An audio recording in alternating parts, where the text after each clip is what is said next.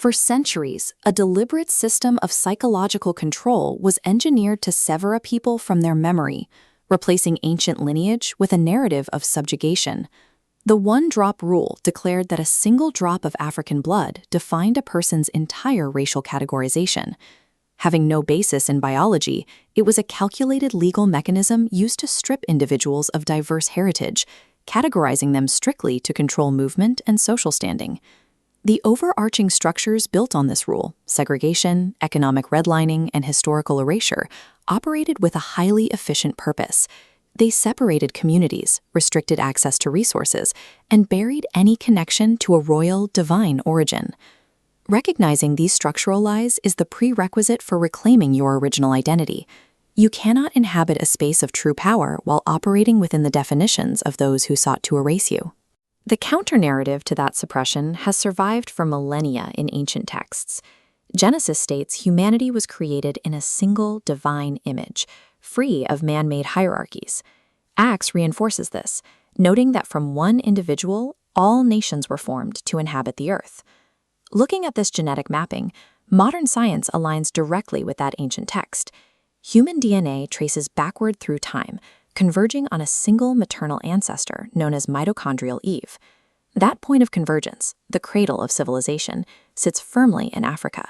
Yet historical narratives often treat this continent as a mere backdrop. The scripture itself places the Garden of Eden near the rivers of Cush, an ancient kingdom south of Egypt.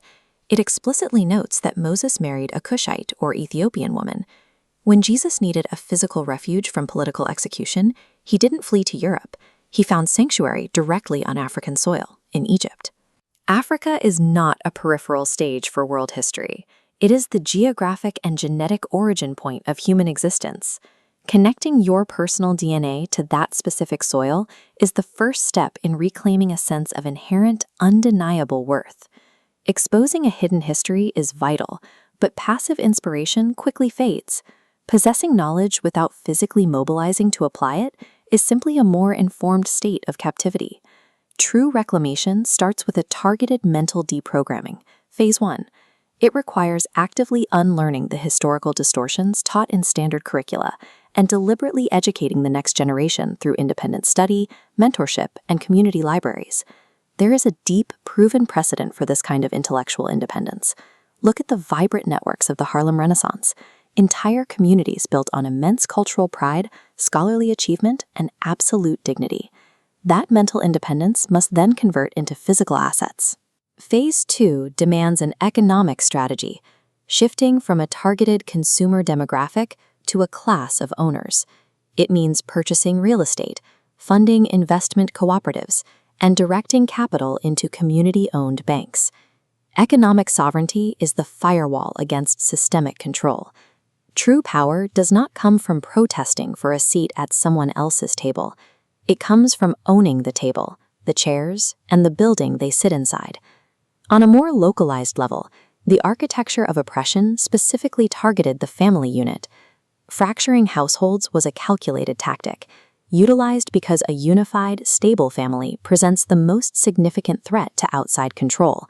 Reversing this damage requires a deliberate rebuilding of the home. It demands highly present fatherhood and motherhood, actively instilling such a profound sense of self-worth in children that no external narrative or biased institution can ever extract it. Historically, that fierce familial resilience was fortified by an unyielding spiritual conviction. A deep, quiet faith served as the psychological armor that allowed earlier generations to survive enslavement and segregation with their humanity intact. That private conviction functioned as the strategic engine for mass resistance.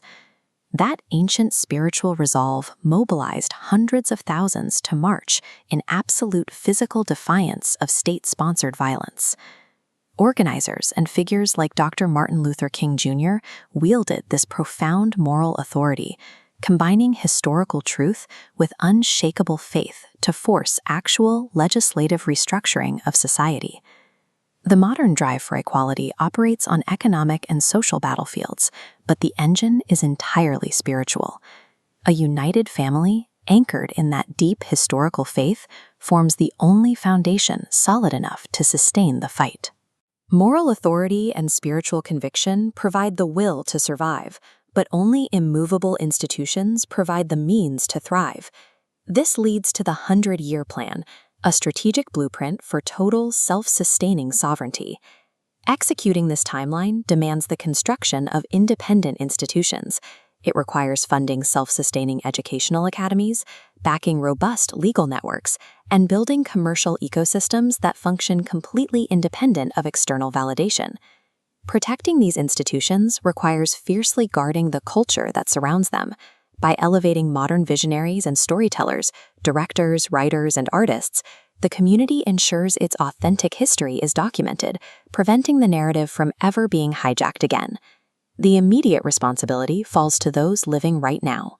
The objective is to intentionally sever historical cycles of poverty and trauma, replacing them directly with the systemic transfer of actionable knowledge and concrete financial assets. By passing down hard economic value alongside an unshakable understanding of their true origins, the descendants of this generation will never have to exhaust their energy simply proving they deserve to exist. Every piece of data, every restored lineage, and every economic blueprint leads to a single, unavoidable decision. You can remain a passive observer to the systems operating around you, or you can begin architecting the alternative. A control mechanism relies entirely on the compliance and patience of those it restricts. The absolute greatest threat to any oppressive structure is a highly educated population that refuses to wait for systemic permission to thrive. The mandate is clear. Study the buried history, systematically acquire economic leverage, and step confidently into the specific, undeniable purpose tied to your lineage.